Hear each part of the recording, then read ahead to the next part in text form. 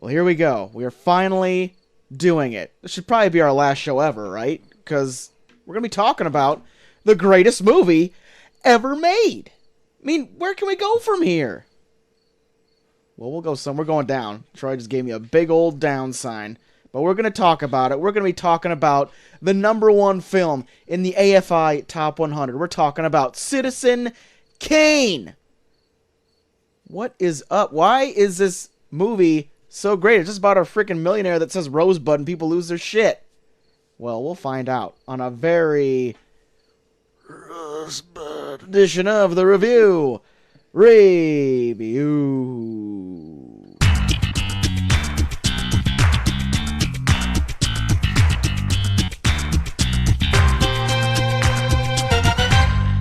Don't you know who I am? Don't you know who I am? I'm Charles. Oh, fuck, what's his name? Montgomery Burns. Yep, I'm Montgomery Burns. Welcome to the review, a show where two small town dudes give your big dumb opinions. I am Troy to the Max Extra. I'm Charles Foster Kane. I just remembered it. Yes, we've hit the pinnacle of cinema tonight, okay? We've hit the crescendo. The best movie ever made. We should just stop right here. Cut it off. Nothing can get better than this. It will never get better from this. Yeah. That's why they've never updated the AFI Top 100 movies of all time. People, the AFI watched this movie and they were like, well, who even gives a shit? Who gives a shit anymore? It's never going to be better than #1. Of course. So we're going to talk about it. So we're going to talk about it. We're going to get into it. We're going to dive in. I'm excited to talk about this movie. Yeah. You were saying you're definitely looking more forward to this than sex books. But we'll probably talk about that later. I am more on edge talking about the sex books. Yeah. That I'll be doing on a different show. Yeah. Got to tiptoe around some stuff. This one, I can't wait for just an open discussion. Yeah. And there's no weird stuff going to creep in. No weird sex stuff. So that's what I'm really looking forward to. Yeah. As I finish and sip my gin drink. Ooh. Well, I'm going to get up another beer. You want a beer, Troy? Mm-hmm. Okay. So while you're doing that, I'm going to dip into a little bit of the news. Go for it. How about we do that? Go for it. Go for it. So we all are in love with increasingly longer run times of movies, aren't we? I love them. We all love them. I wish The Godfather was 5 hours. We wish it. It didn't happen unceremoniously. But, I mean, we got Endgame in there. Over 3 hours long. Yeah. Or pushing the 3 hours. I can't remember. Well, I got another one to throw into the ring here. Did you hear about this? Please. Did you hear about this? Did you see this? Hear about this? The Irishman. Yeah. There's actually quite a bit of news about The Irishman. Yeah. This last week. Is pushing 210 minutes, which is 3.5 hours long. Scorsese and gang. Next There's big so thing. many old people in it. How do they get them to film for so long? I don't know. But he did it. With all those Al Pacino nap breaks, you think that they wouldn't be able to fit that much in. Well, in order to get Joe Pesci back, he's like, we're giving you as much screen time as possible. Yeah. 3.5 hours. We don't know if you're ever going to be back, Joe Pesci. So we're going to stuff as much of you in this as possible. No kidding. So it's going to be a long one. And with that... Well, luckily, it's going to be on Netflix, so yes, you don't have to fucking... But they were pushing it to get to theaters, and that has been denied. Because no one's going to watch a 3.5 hour long movie. Crime drama. Yeah. It's been... I don't know if it's necessarily been denied so much, but being that it is a Netflix film, being, like, booted by Netflix. Yep. That the theaters are apprehensive to show it. Yes. Because of that. Yes. And they don't want any Oscar contention with it. Star Wars coming out around that fucking time. We can't try and fit your big fucking juggernaut of a movie in there when we're trying to, like, fit in as many showings of Star Wars as we can. I didn't even put that together. That's probably a good ass reason why they didn't want to do it. It's like, we'll show 2 movies a fucking day. Yeah. At this point, we'll have to keep cinemas open 24 hours and still lose money. God. So anyway, The Irishman, looking good. All right. Can't wait to see it. Looking great. It's gonna be on Netflix. So I know. There you go. So that warrants the 3 breaks you're gonna take, and Yep. like, You can piss as many times as you want. that's right. During the Pause film, it. that's right. Just go in a bucket that's right beside you. Oh, you don't have a movie piss bucket? Oh, yeah, I guess not. I just use the one that the theaters give me that I pay for limited popcorn. You just keep. And then I stacking wash it out, and then I give it back Oh to yeah, right. Oh, and then give it back. Wow, that's a give it- power move. Yeah. It's like, hey, man, I just cleaned the piss out of my bucket. Can you fill it full of popcorn? I washed it. Yeah, I washed it. I'm not that gross. I'm not a savage. Yeah. Fuck, man. Jesus. Just keep a big jug of Dawn in your men's room so I can wash it out in Yeah. between. I'll just throw some sawdust in there. It'll absorb it all out, and I'll just dump it out. Throw that weird powder shit they throw on kids' On puke vomit. and fucking. Oh my God. Well, JT, it's official. It's official this time. Looks like What? Spider-Man is out. Oh. No. The deal is done. I guess Sony is taking Spider-Man all for themselves now. Yep. So any loose hanging threads that they had at the end of Far From Home are not going to be answered. Good. Which I'm almost curious on, like, how are they going to get through this? Even though it looked like it can be easy because Doctor Strange lives in that universe. Yeah. Like, oh, what Spider-Man? Spider-Man didn't exist. Ooh. Or they can go back in time and make it so it didn't happen. They have that power now. I heard somewhere where it's like they're just gonna bring him back and just like be like he's like just the night monkey from now on. But of course, Sony is now saying he'll easily fold into our Venom universe that we've already started. Like, of course he will. Yeah, this person's That been a horrible- Spider-Man for so long, and then out of nowhere, this weird Venom thing shows up in San Francisco. Yeah, that's a thing. Yeah, that's right. So, obviously, he'll fit right in and fight Carnage or whatever, or Ronald McDonald, whoever's ever at the end of Venom. That's what's going to be. But with that, there was more D23 news, JT, that we didn't get to, I think, last week. D23 dropped this past weekend. So it's got a ton of stuff on the Phase 4 slate, stuff that we already know about so far. Oh, yeah. Like with the Loki show and the WandaVision, not Captain America, Falcon and the Winter Soldier. Yep. All that stuff still slated to go. Oh, yeah. Didn't show much of anything for Black Widow yet, I don't think, but that's Yeah. still going.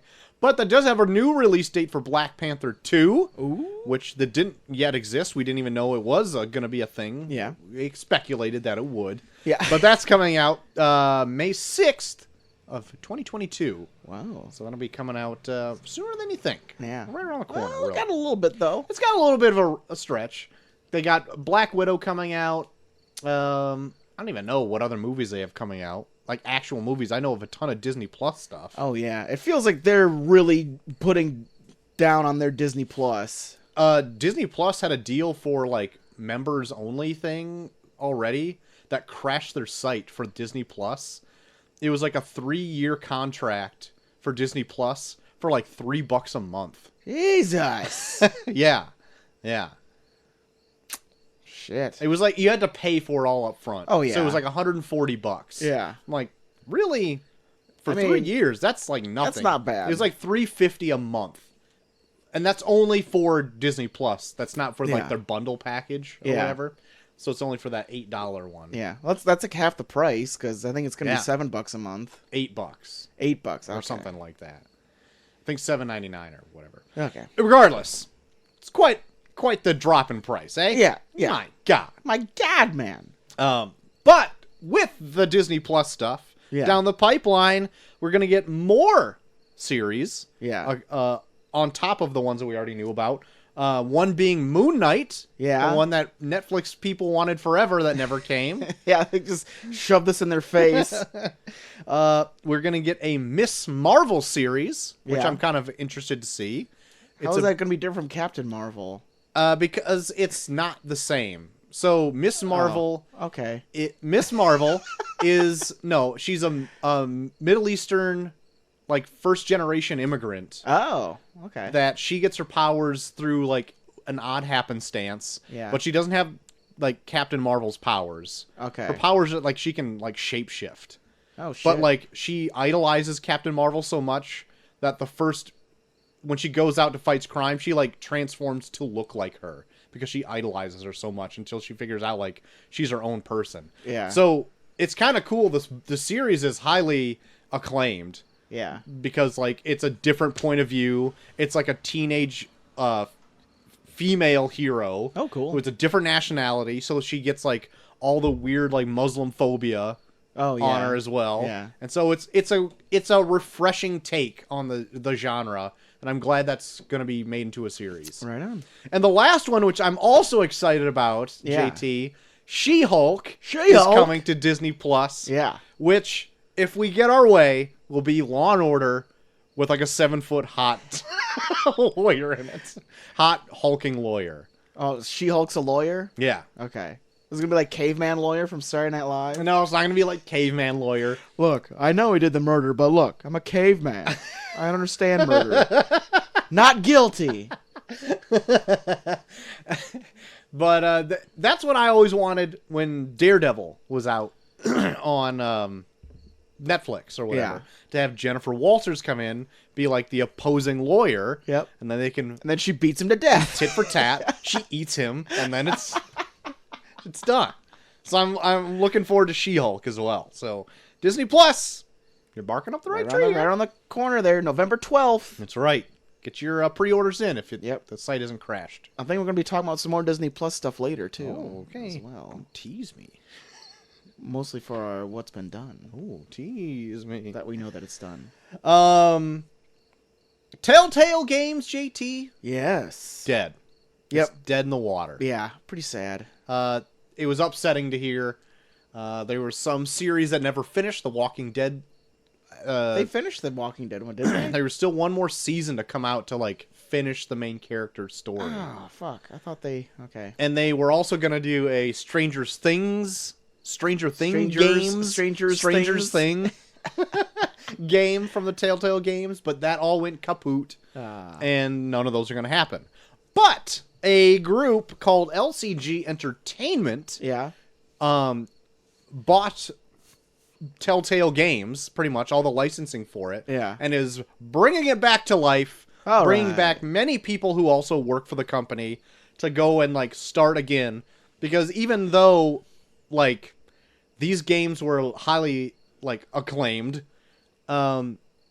nothing came in to fill that void after it left. So, like, I was kind of, like, surprised that was, like, nobody jumping on top of it to, like, get on, like, that kind of point and click adventure type stuff. Yeah, like that choose your own adventure type game. Mm-hmm. And so I would think it'd come back pretty much unopposed. Yeah. The only thing is, now that Telltale Games went under, Walking Dead still won't finish because now the rights to that game went to another company. Oh, Jesus. And you'll never get the Stranger Things. Well, you might get it. Yeah. But the rights reverted back to Netflix when that went under. But you may still get, like, maybe a Batman follow-up. I never finished mine. Yeah. Mine keeps crashing. So, like, I'm like, fuck it. I mean, I don't care. But that Wolf Among Us game was really good. The Fables one. Yeah, I think I remember playing a little bit of that. And I never played the Walking Dead one, but I heard it was great. Oh, the first one will make you cry at the end. Oh, it's so goddamn sad. But, good gin. Yeah, but there's I don't know, there's been some games out there that have been kind of like a choose your own adventure. Like that Detroit Becoming Human is pretty good. Oh, okay. I just got done playing that, and that's pretty good. Yeah. Is it the same kind of deal, though? Like, is it a bit different? Yeah, kind of. Like, it's, a lot of it is, like, they have, like, similar, things to it. I think there's more consequence if you fuck up in Detroit Becoming Human. Okay. Than in like, the Telltale Games. The Telltale Games, I think, is, like, your decision tells you what happens. But in, like, Detroit, it's like, well, if you fuck this up, then this character dies, and then you can't play as him anymore. Oh. Or it's like, shit. Oh, boy. All right, that's pretty sweet. So, you excited about that Telltale maybe coming back? Yeah. We'll see. We'll see, Yeah. won't we? I Great. like those games. I was glad somebody came and got them. Yeah. You know, revived them. Yeah. Gave them a second chance. Oh yeah. My last bit of news, JT, we talked very briefly about it Yes. before we started recording. But Keith David will be reprising his role, actually, as Spawn Yeah. in Mortal Kombat 11. He What- first played him in the voice HBO in the series. HBO one. Yeah. Yeah. So I'm excited for that. I love Keith David's voice. Keith David is pretty good. And I want to see gameplay of Spawn very soon. Oh, I know. I want to. That DLC looks pretty sweet. Yeah, I don't care so much about the Joker because I've seen him in like 2 iterations already. Yeah. He was in another Mortal Kombat, wasn't he? He was in He was in a Mortal Wasn't he- Kombat, and then he was in all the Injustice games. maybe it's Injustice that I'm thinking of. He was in the DC versus Mortal Kombat game, Yeah, he was in that. and then I think he was just in the Injustice games. But was he also a downloadable character or maybe a skin Maybe not. as somebody else? I don't remember. But anyway, I've seen it before. Yeah. So you're gonna have to like do something really cool. But Yeah. the Terminator and Spawn, you kidding me? Yeah. Bring it Yeah. to me now. I can't wait. I guess there's like a big controversy with Mortal Kombat 11 now, where like one of the downloadable skins you can get is for Sub-Zero, but it's like you play as Sub-Zero, being played as like this like famous like EDM DJ who apparently is like a shitty actor. I've seen like some side by sides of like the guy that voices Sub-Zero, who's really good, and then this guy, and the guy they got, he's just like has like the most fucking white bread ass voice, and he just sounds like he's the most terrible actor, and like Damn it. people are just shitting all over it. I kind of want to get it because it's a free one you can download, so I kind of want to Okay. get it just to see like how shitty he is. Sweet. I still need to get that. I need to hop back into getting some games played here before my leave is up. Yeah, Batman Arkham Knight is going to be one of the free games for September at PS Plus. Don't have PS Plus anymore. Well, fuck it. Got rid of it. Can't. There was like 3 months in a row where I had it where nothing interested me. Yeah. And I'm like, why am I... I mean, granted, it was a gift. So I Yeah. had 3 months free. Yeah. But I'm like, none of this. I don't want to pay for this if like a quarter of my year I want nothing. I'm such an infrequent player Yeah. that I just want to get something. I pay for it for the year, and it's like $60. I don't So care. it's like, I don't know. I like it. All right. Different strokes, man. I like it. I'd like my I $60. like bucks. That's true. You do have to spend your money on keeping people alive. So Yeah, that's true. Me and C Danger, have we talked about this already? Talked about cutting streaming services. I said something about you guys are cutting HBO. We might cut HBO. We went on there and there's like a ton of movies we wanted to see that are on there right now, so we're trying to watch those really quick. Yeah. But like otherwise, like we got it mostly for Sesame Street for Macy, Yeah. and she doesn't want anything to do with it. She's anymore. growing out of it. She'll want to watch Elmo, so we'll put it on. She's like, no! And so then we'll turn it off, and then we'll just put on YouTube and watch Elmo on YouTube. Just put on weird shitting videos on YouTube. It's kind of upsetting to me that I think about it, because I mostly just watch YouTube. Yeah. That's like mostly everything I watch, and it's free. Like, I barely watch Netflix unless I have to go in and really watch something or something drops that it's interesting. Yeah. I barely watch Hulu except for recently where I've been watching a lot of Letterkenny. But like HBO, not hardly. I have Amazon because I usually watch any movie that we do for this on Amazon Prime. Oh yeah. But other than that, like nothing. I already canceled my DC Universe app Oh my. because I'm like, I didn't even finish Swamp Thing. Heard it stunk. So I'm like, forget it. Even though I liked it for the comics on it. Are you gonna get that Disney Plus though? Is that Yes. the thing? Okay. I'm gonna get the Disney Figured Plus. Figure that as Yeah. much. Probably, I might get the Disney Plus bundle. Cancel Hulu and get the bundle. It's kind of like a wash because we bundle Hulu with our Spotify, which is still like $15. Yeah. So it's pretty much a wash. Yeah. But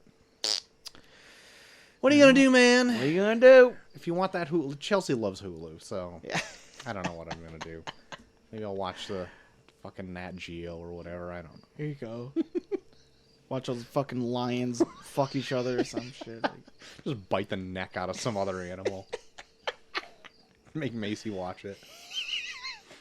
this is nature, damn it. Circle of life. Just like Lion King. Yeah, just like the Lion King. Well, this is a real circle of life. This lion turned this antelope into shit. And then the antelope eat that shit. Fuck. And then the lion eat the antelope. That's a circle of life. It's a circle of life. Just a bunch of shit eating.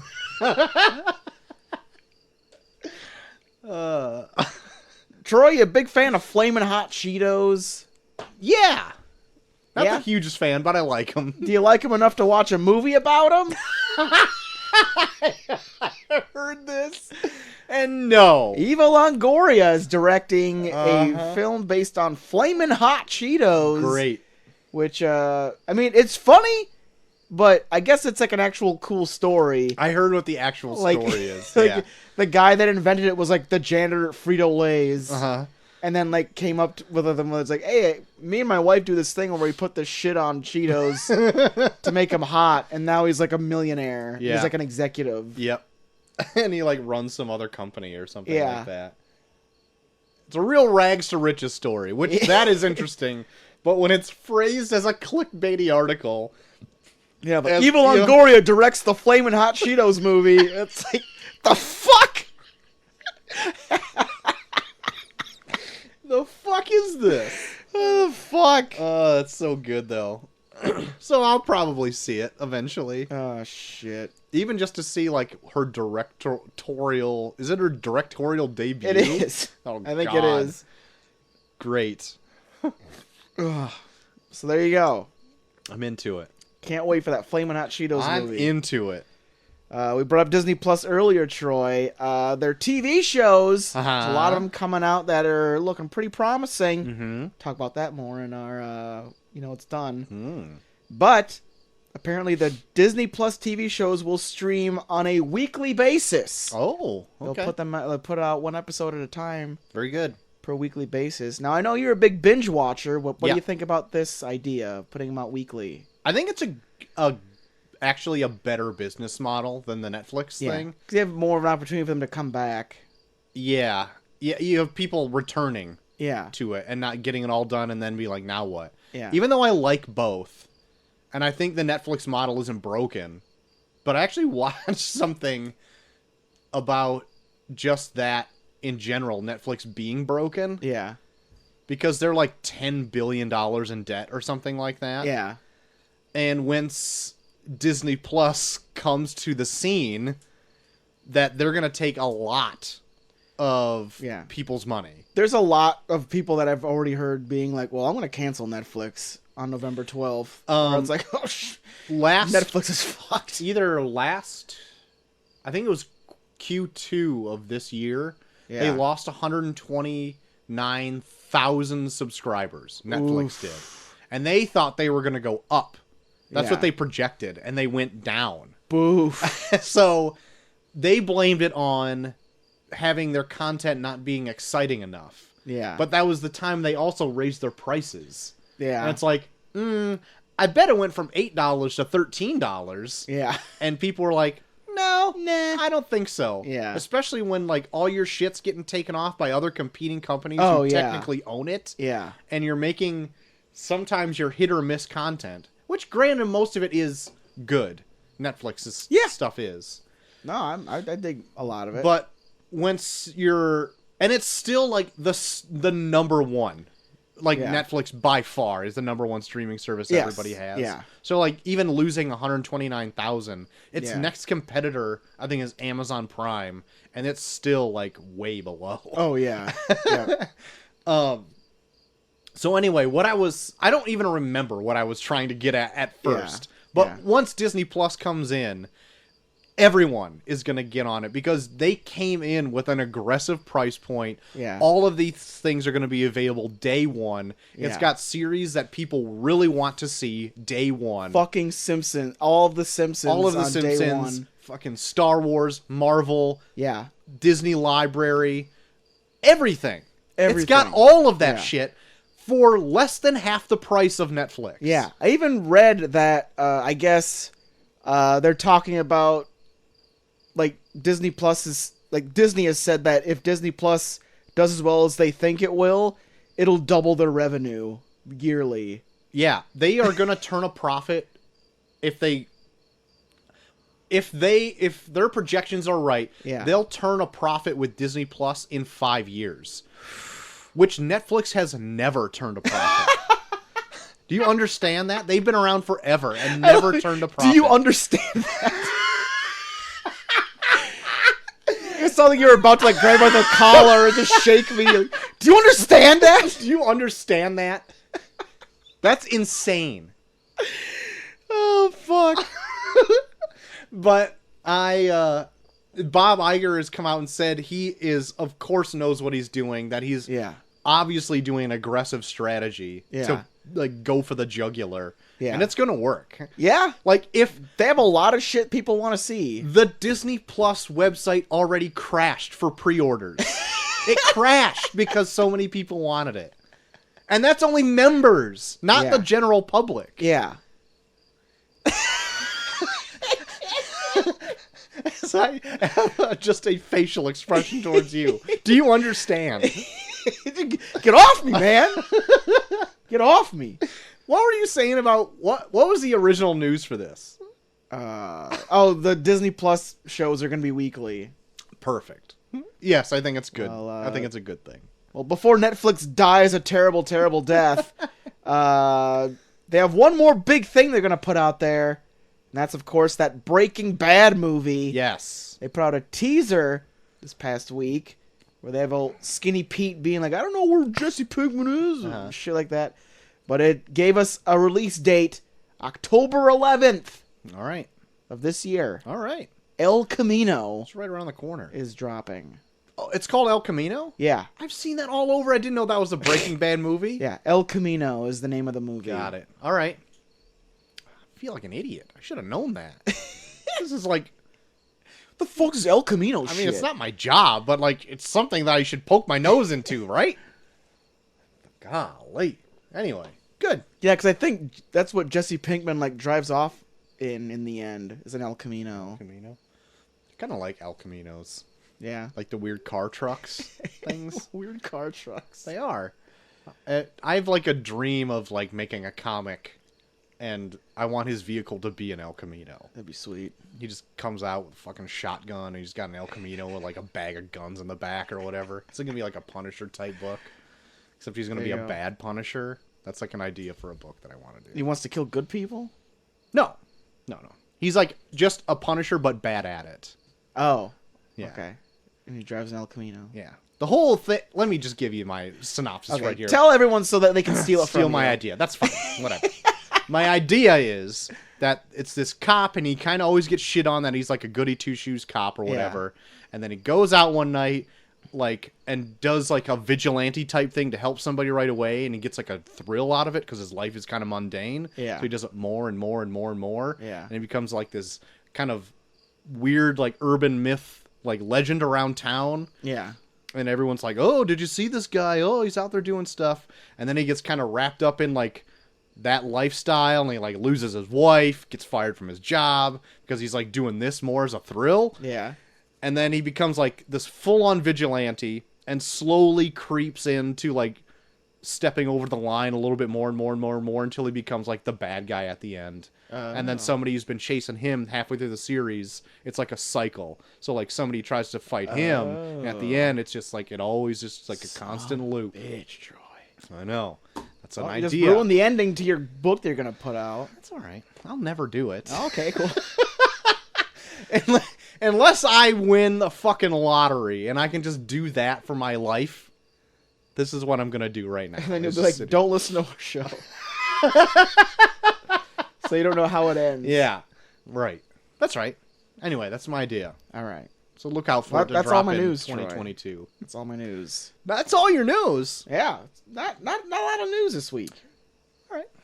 It was a big news week because of D23. Right. But we both kind of scooped that up, so. Yeah, whatever. Any notable passings this week? I didn't see any. Not a lot. Well, that's good. There was one that I saw for like a chick from Mythbusters. What? Do you see this shit? Chick from Mythbusters, the redhead? No, not the redhead. She was blonde. Well, I'll play the theme just in case. We want to give her the proper respect. I mean, it's not kind of the dead to talk about them without playing the Neil's Bits theme.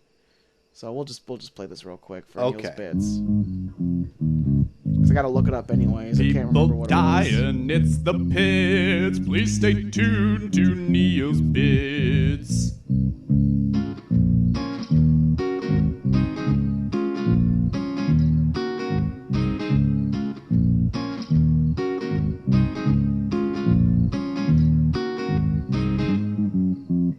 Alright, that was really long. So Jessie Combs is her name. Ah. She was a host on Mythbusters, and she's a race car driver, and then she died, I guess, earlier today trying to break the land speed record. Oh, that's too bad. Yeah. Doing she was like something 35. She probably loved. Yeah. My God. So I was like, Jesus. So Jessie Combs. R.I.P. Flying too close to the sun. That's right. How fast is that record? I don't know. The land... What'd you say it was? She was trying to... well, she had like her own record that she was trying to break. Oh, okay. She was trying to break her own land speed record. I don't know how... They don't tell how fast she was going. That's gotta be insane. Yeah. Land speed record. Well, it was her own record. I don't know if it was the actual record. But she was trying to break her own record. I see. Okay. So there you go. Okay. Very good. Well then, it's done. JT. It's done. There's so much that was done. I got a lot of trailers this time. I picked 3 of them. That's Okay. all I did. I just handpicked a few of them. Okay. So why don't you, if you have a slew of them, why don't you go and I'll chip in once I'll go through the lesser have ones and then work our way around from there. Well, the first one I'll talk about is there's for a movie called The Laundromat. What? Which is going to be on Netflix this fall. Okay. And I guess it's going to star Gary Oldman, Antonio Banderas, Meryl Streep is in this. Oh my God. Lots of people in this, and it is directed by someone that we're kind of familiar with, Steven Soderbergh. The Soderbergh's in. Okay. And I guess Gary Oldman and Antonio Banderas star as 2 lawyers that are well known for like pretty much getting like millionaires and billionaires off from like scams they pull on people to like take their money. Okay. And like Meryl Streep plays like a woman who's been wronged by one of these millionaires and then fights back by like going after their law firm. Okay. Dang. Cutthroat business out there. Yeah. So yeah, The Laundromat. It looks kind of fun. That sounds fun. Well, it looks like a Steven Soderbergh-esque type like comedy kind of. Like it gave me vibes of Logan Lucky a little bit. Okay. Sounds good. Logan Lucky's good. Yeah. It's okay. I'm looking up land speed records over here, if you want to know. The most recent record is 760 miles an hour. Jesus Christ. Can you even imagine? No. No, I cannot. That's gotta just like kill your heart. Oof. Well, another one that I saw is for the live action Lady and the Tramp that's coming on Disney Plus. What? Day 1, November 12th. Day 1. And you know what? It looks kind of cute. I might check this out. I've been avoiding it like the plague. Yeah, it looks not bad. Like you can definitely tell they use actual dogs in some of the acting. Like there's definitely moments you see where it is CG'd as fuck. Yeah. When they're doing like stuff that dogs you can't teach a dog to do. Mm-hmm. But for the parts where they have actual dogs, it looks kind of charming. Okay.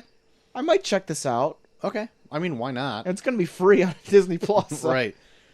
I'm never like a huge fan of like those older Disney movies. Really? Like, I mean, I guess maybe that era of Disney movies. Like Lady and the Tramp did nothing for me. even like 101 Dalmatians when I was a kid didn't do anything for me. Yeah. Even though I remember on like a recent episode I caught like the first hour and I wasn't in love with it. But like even like Fox and the Hound never did anything for me. Dude, I remember loving Fox and the Hound, even though it's so goddamn sad. Yeah. Bambi I never was in love with. I liked some of it. But like I'm like, I don't know. So many of those movies, they just are sad. All of Disney movies are sad. They start with tragedy. They don't start with tragedy. They usually start with parents dying. That's true. I am one of those now. There's a lot of yeah. I don't want to die. That would be tragic for me. I don't want to die. Yeah, I'd be really sad if I died. I would be heartbroken. Well, your heart would be broken and stop working. That's right. Especially if I got shot in it.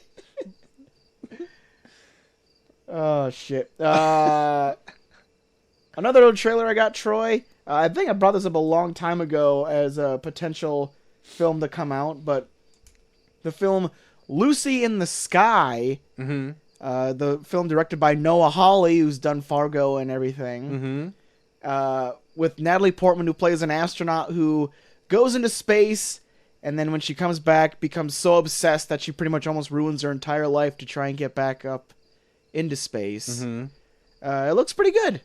I did not see the trailer for this, but I was hearing you like watch it. Yeah. Sounds good. Yeah. It's a star-studded cast. You got Natalie Portman, got John Hamm. Oh, you gotta get John Hamm in more things. Yeah, got that John Hamm hair.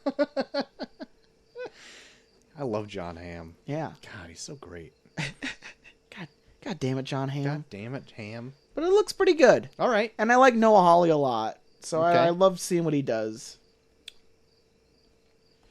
Bring it on. And I think the other things I got are pretty big. So they might be what you have. Okay.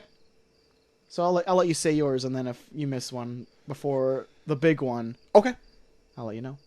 Okay. I don't know which one you think is your big one. Well, I think the big one that got dropped was like the last. Oh, got it. Yeah. Well, I'm gonna start with this one then. Okay. Joker had its last trailer come out. Did you see this one? Yes, I saw did. it. Yeah. Yes. More of a story-driven trailer. You get to like know more kind of what's going on in the movie. Yep. I still think that this movie is going to be totally disconnected from like anything.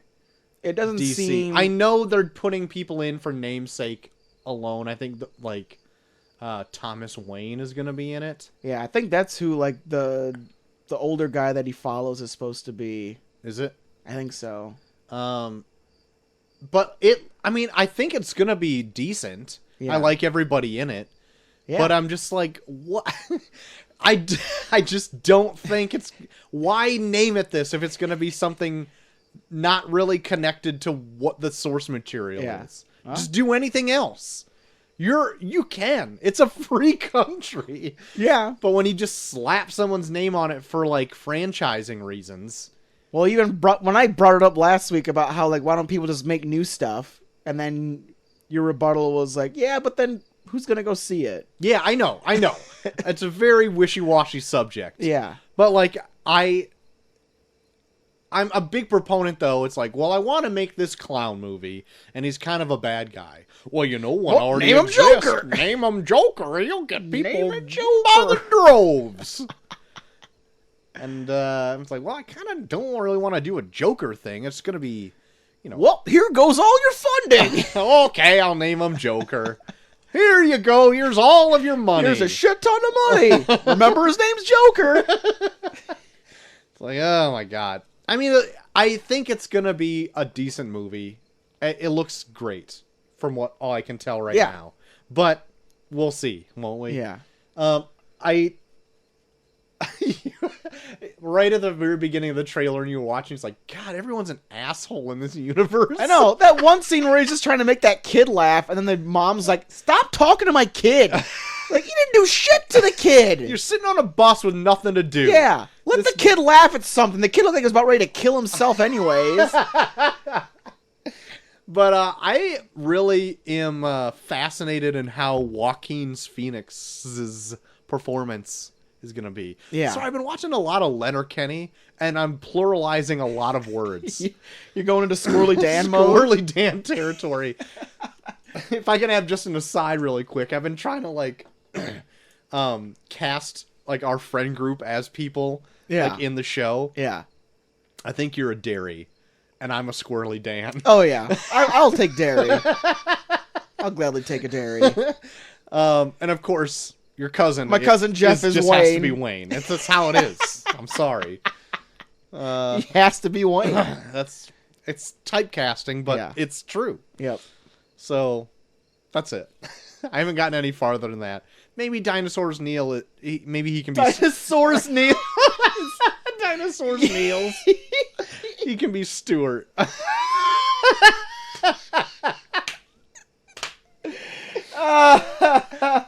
Or maybe he's one of the bros. Maybe he's one of the bros. Anyway, yeah, Joker looks good.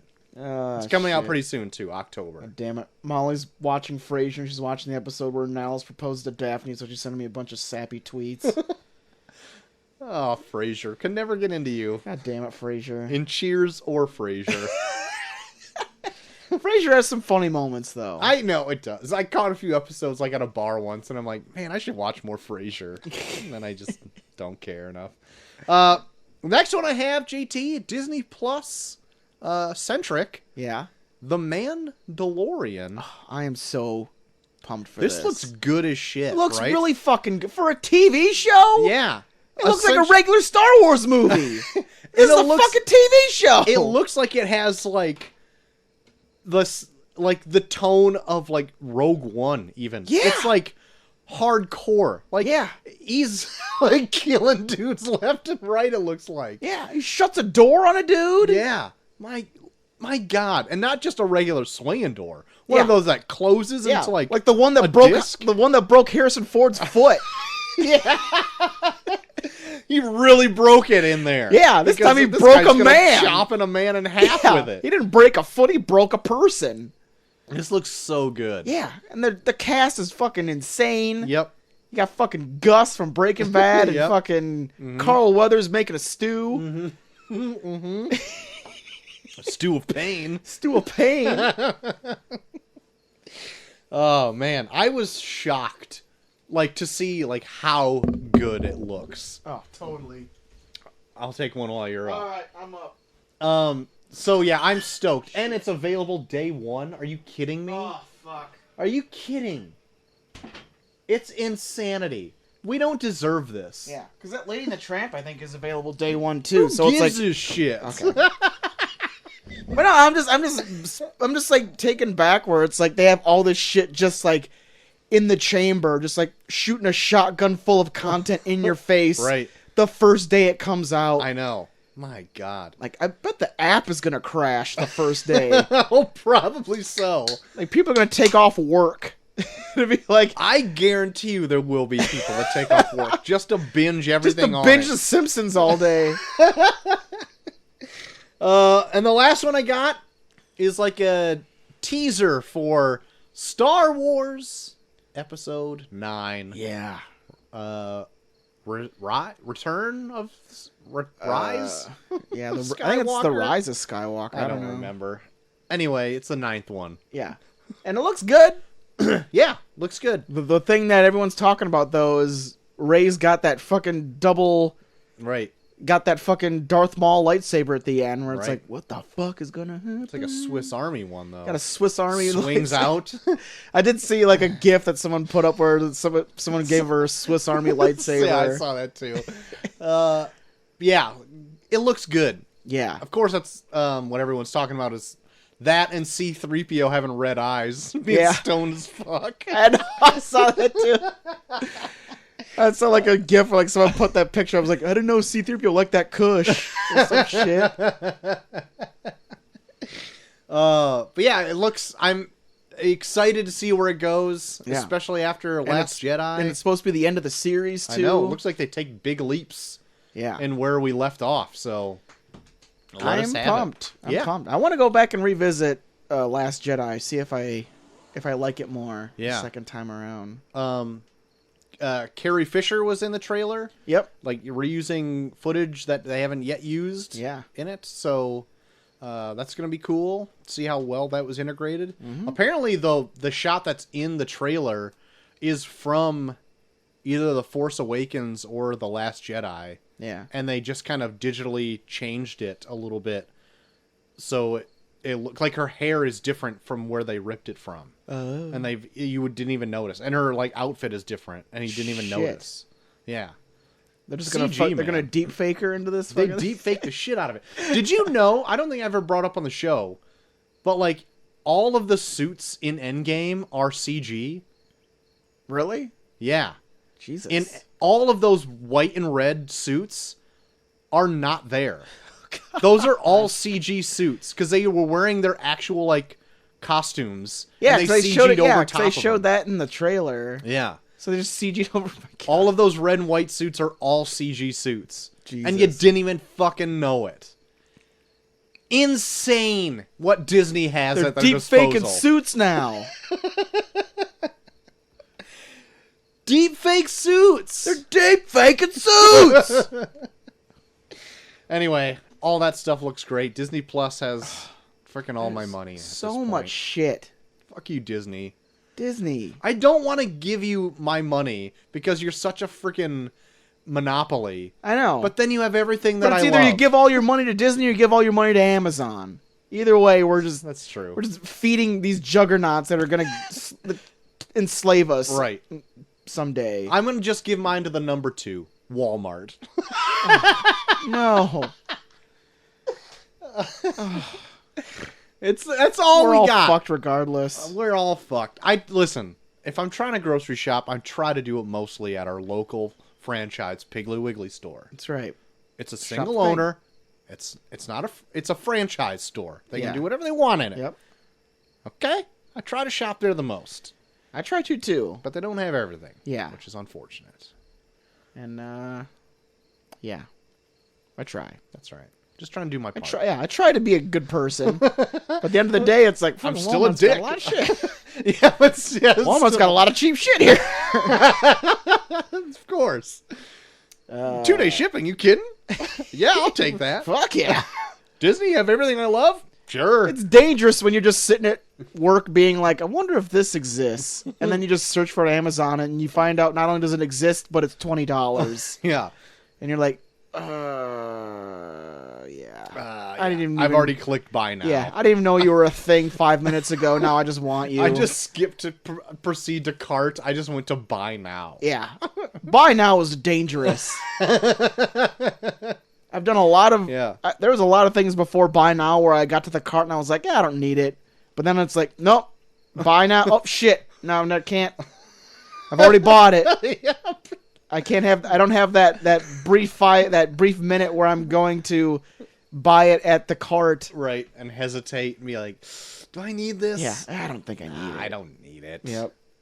Now with the buy now is just like, I'm fucked. Yep. It's just staring me in the face. I know. And they put it right next to the add to cart too, where it's like, do you really want to have that extra step? Yeah. Just click buy now. They've almost completely hidden add to wish list button. You can't even ask people to buy it for you. It's just like, now it's just buy yourself, you fucking idiot. There's a few things I go on Amazon and go and like try to dump things into like a wish list for like Christmas or whatever. I'm like, where the hell did they put that button? All I want to put is this pots and pans set in my wish list. It's not there. Well, it is there, but you just gotta dig. Anyway, what were we talking about? Well, what we are about to talk about, Troy, is the Tournament of Random Movies. Mm. Last week we had Three Amigos versus 1984. Just see who won, Troy. I did. You said that you were thinking 1984 might take the whole thing, Uh-huh. but they surprised you. Yep. Because that Los Three Amigos Mm-hmm. jumping in there and knocking it out of the tournament. I know. Calls an upset, Troy? Well, I'm not upset by the upset, I suppose. Oh, okay. Well, fair enough. I know I said it would take the whole thing, but that's only, I guess, if it made it through this round. Yeah. Three Amigos was that hump that it just couldn't get over. I know. So I'm glad. Well, now Three Amigos is in that hump. Do you think now Three Amigos could take it all? Maybe if Short Circuit's not in it, then yeah. Well, we'll see, Troy. Well, Short Circuit's not going to be in this week's match, Troy, because both these films are from the 2010s. All right. I even gave you a big clue that one of them came from this year. Mm-hmm. So we do have a film from 2013 that's about the apocalypse, and a film from 2019 About the apocalypse? not about the apocalypse, but it's about a crazy middle-aged woman. A crazy middle-aged woman. Yes. So the tagline for the film from 2013. Let me look it up because I keep fucking forgetting to do this shit. Like it's every week, and I'm like, I would do the same. Like, Yeah. I'm no better. Who gives a shit? The tagline is ending summer 2013. Oh, is it? This is the end. This is the end, Troy. Yes. That's right. The Meta ensemble post-apocalyptic comedy. Yep. movie? Everyone just stars themselves and are just conceited Hollywood people trying to survive the apocalypse. I remember liking that movie. I think. I don't remember much of the end though. I don't think I even remember how it ends. And the film from this year, 2019, about a crazy middle-aged woman. The tagline is "Get home safe." I have not a clue. I'll give you a hint. It's 2 letters. E.T. the extraterrestrial. Congratulations, Troy. E.T. No, Phone Home. it is Ma. Oh, Ma. Perfect. So there you go. The horror thriller Ma Ma. going up against This Is the End. Which is your favorite out of this one, Troy? Well, I don't know. I haven't seen Ma. Yeah, well, say out of the two, which one do you most want to review? I'm pretty sure you haven't seen Ma. Is Ma even out yet? Yeah, it's been out. All right. I don't know. I kind of like the premise of Ma. Yeah. I don't know. I'll go with This Is the End on this one, I think. Oh, okay. Well, we'll see what everyone else thinks. With This Is the End versus Ma. Mm-hmm. The winner of this will be going up against Three Amigos, V for Vendetta, The Best Little Whorehouse in Texas, Mortal Kombat, and Smokin' Aces. Mm-hmm. Do you want to tip your hat to whatever's already proceeded to what might take the Might take the whole might kit take and the caboodle. whole- Yeah. Out of what's been out so far. Because I'm leaning towards one now. Do we have one more round? What round was this? We have 2 more rounds after this one. Okay. I don't know. I'm thinking people might be. I don't know. I feel like people would be leaning towards Mortal Kombat, maybe. Really? Yeah. Because I'm going for almost the whorehouse in Texas. Oh, really? I'm leaning towards that one as like the obscure one that's like, yeah, I kind of like that movie, Yeah. and I think that one might. Oh, like what's your favorite? Or I was saying which one I thought would win. Yeah, that's what I'm saying. I think that. Oh, that you think one's gonna Best take Little it. House will win? Oh, Yeah. Shit. I mean, since 1984's out, Yeah. Okay. and of course, Short Circuit's not. The in final would have been 1984 versus Best Little Whorehouse in Texas, That's of right. course. Right. That's interesting. I don't know. It's gonna be an interesting tournament. Mm-hmm. Good job, Eric. Great job, Eric. All right. Do we already do? Oh yeah, I already guessed them. Yes, That's it. Now we're gonna go on to the number. but I will say the next one, since I give previews of the next matches. Oh yeah, let's do the preview. The next one you're gonna hate because it sucks. I'll just say God that. damn it, Eric. Yep, we finally got to one of the ones that sucks. So all right. yeah, it's gonna. There's no other clue otherwise. One's sucks. from the 2010s and the other one's from the 90s. Okay. So I don't know. It sucks. I don't think both of them are really good. All right. Well, you got to throw some of them in there. One of them might be funny to review. Okay. The other one I just think just sucks altogether. But yeah, one of them would be funny to review. All right. I'm glad you don't show any bias and put everything in there. Yeah. All right. Very good. I'm liking this tourney so far, Eric. Good. Yeah. Good job, Eric. Well, that brings us to the top. Oh my God, we almost did it. Oh my God. Well, I got 8:58. So do I. That clock is 5 minutes fast. Son of a bitch. Son of a gun. We are at the end of our show. That means We're at the end of our list for the AFI that's Top right. 100. We did the top 5. We're at number 1, babe. We're at number 1. We're talking about the best movie ever made. That's right. According to the AFI 2007 list. Yes. We got Citizen Kane dropping May 1st, 1941 in the Palace Theater. September 5th, 1941, U.S. wide. Wow. With a budget of $839,727. They really measured that out. It domestically, now this was hard to find, Yeah. and the numbers are kind of skewed, but the domestic box office, I think, was $990K. Okay. And worldwide, I think it made $1.2 million, possibly, in 1941. Those are not inflated numbers. Okay. They are not inflated. But I know for sure this movie took a loss of $160,000 on its release. Jesus. $160,000 on a budget of $839,000. Yeah. Not great. No. There's a reason for that. Yeah. And I'll get into it later. Rotten Tomatoes has this movie at 100%. Okay. IMDb has this at 8.3 out of 10. Oh. Metacritic, 100%. 3 in a row, Metacritic. Get your fucking head on straight. Chris Stuckman of YouTube Movie Reviews, A+. Jesus. JackassCritics.com, 10 out of 10 jackasses. Well, what do they know? They're jackasses. Gone with the Twins, Oh! 10 out of 10. Jesus. I went and did a ton of these just to show, like, everyone finds this a near flawless movie. Yeah. Except for IMDb, showing a little backbone. IMDb. 8.3 out of 10. Jesus. Um, I want to know what movies they put above Citizen Kane. What's one in particular that they... yeah, we should look that up. Yeah. Not now, but Not sometime. now. We will. Now's We'll not do the it time. between ourselves and giggle like Yeah. like schoolgirls. Yeah. Like, they like Dark Knight more than this. Spider-Man 3.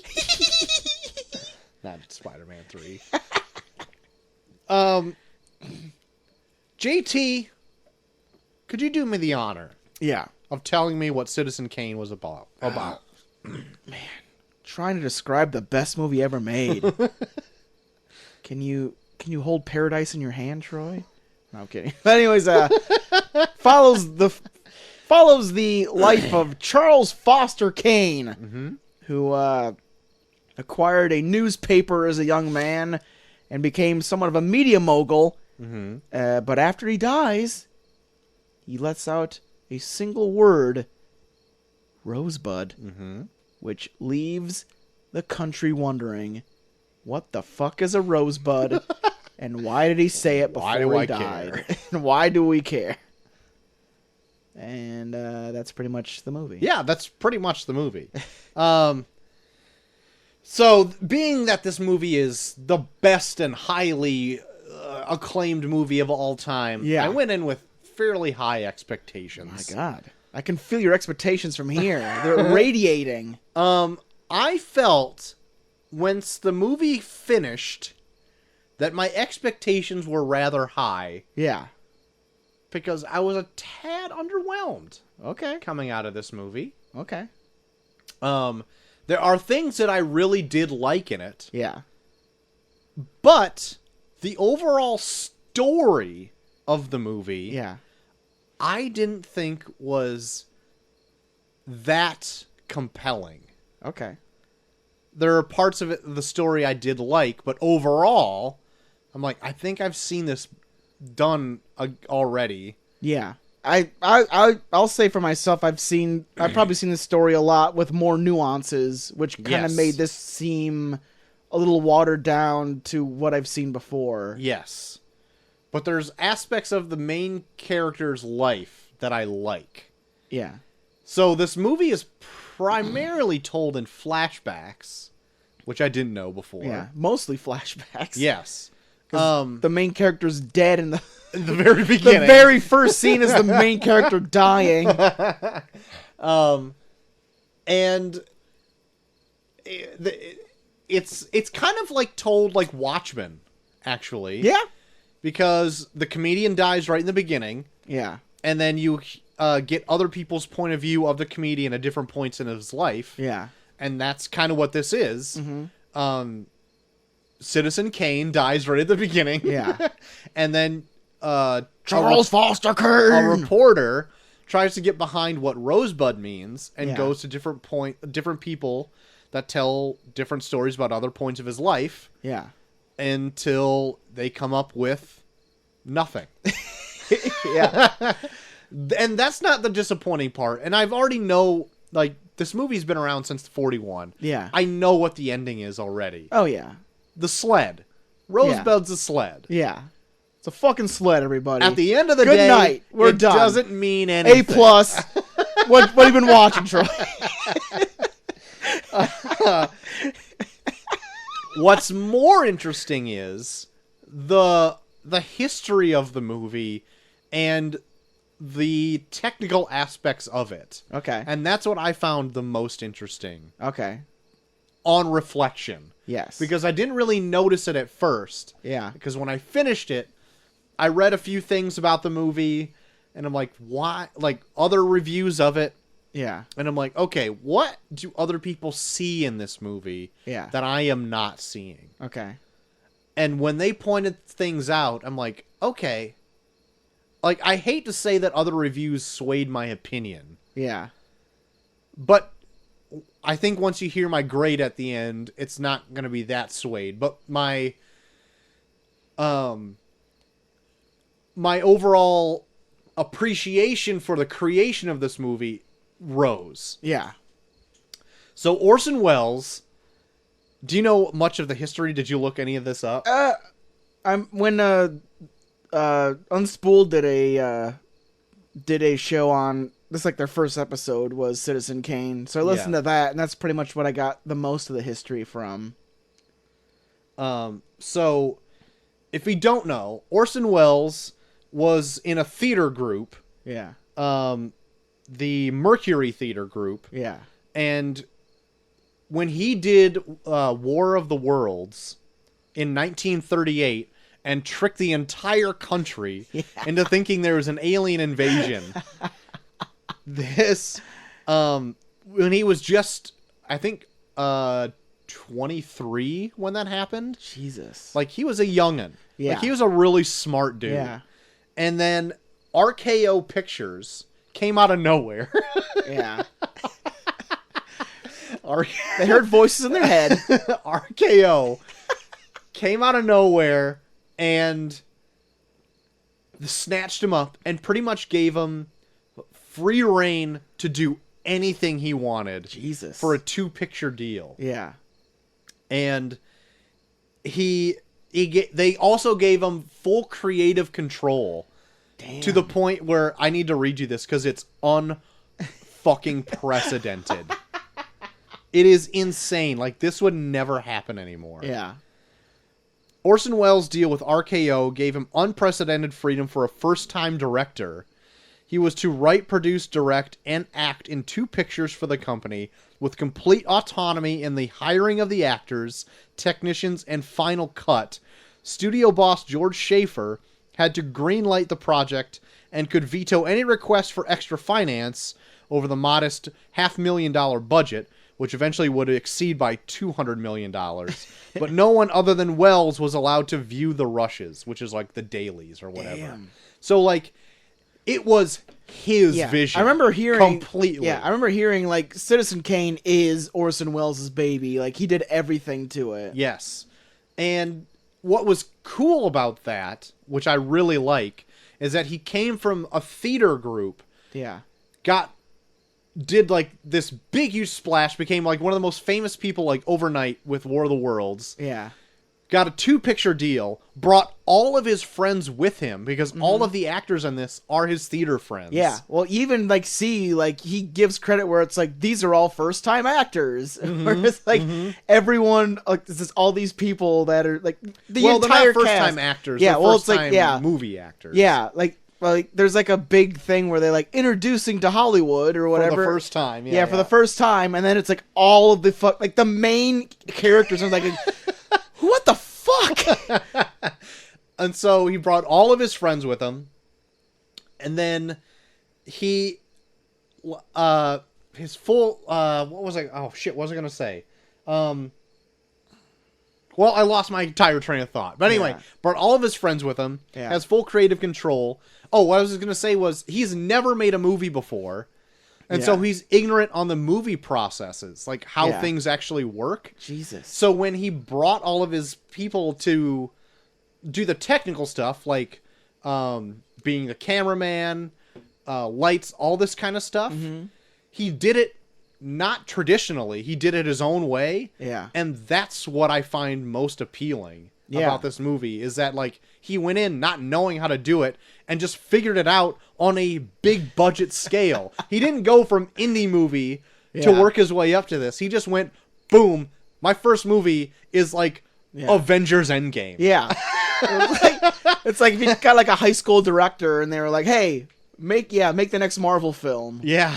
It's like, holy shit. Oh, shit. And it's like, I don't know how to do any of this, but I'm going to make it up as I go. Yeah. And you're going to see like eccentricities on the way I do it. Yeah. And the one thing I wanted to say was that actually one of my notes was that, so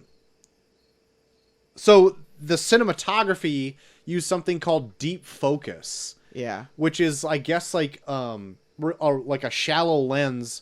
So I'm saying whence a lot today, but I'm purposely doing it. Is that on a Squirrely Dan? I don't, maybe. But when you see, whatever's being shot, everything is in focus. Yeah. The background is just as in focus as the midground, as the foreground. Yeah. And so there's a bunch of cool shots that almost look completely different from where the actors can use the space. Yeah. In one scene in particular, where Charles Foster Kane is like standing in a room and getting like the newspaper signed over to him. Yeah. Goes and walks into the background where it looks like the background just keeps going and going and going because everything's in focus, so it looks all flat. Oh, yeah. And so when he walks in, the windows look like they just get huge, and he just shrinks to a minuscule thing, and the focus never changes. And I'm like, oh, that's kind of really cool. Yeah. And the same thing happens in a few other times in the movie just like that. Yeah. And then I also like that this movie being in black and white, and I guess it changes. I was watching something about like a Siskel and Ebert review saying you need to watch this in like 35 millimeter to really get like the detail of the darkness of this movie. Yeah. Because a lot of it is like shadowed out. Yeah. Did you notice that? Like the reporter in it is never fully ever shown. No, yeah, He's always in Yeah, shadow. I don't think you ever really see the reporter's face. No. Like he either has his back to you or he's in shadow. Yeah. And there's a few times where like everything is completely cast in shadow. Yeah. And I'm like, wow, that's like an interesting choice, I guess, to show in a movie. Like I it's not really done a whole lot. Excuse me. I dursted. Jesus. You're dursting over Citizen Kane. But no, I liked what they did with the reporter where it was like, you are, like, I think it's supposed to put you in the place of the reporter. Like, you're the person that is... Trying to figure this out. Yeah, that is getting the story and trying to figure out what Rosebud is. That's a good point. I didn't think of it that way.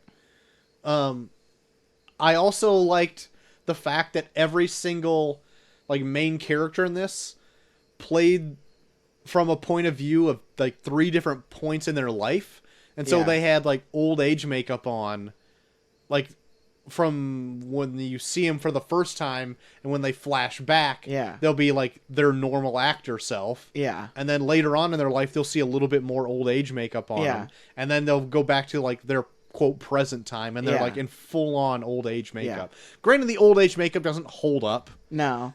Orson Welles, like, he had to have, like, from what I can remember, had like 3 or 4 different looks. Yes. Because he had to age throughout the whole movie. Yeah. So it was like, he goes from like being like 25 to like 80.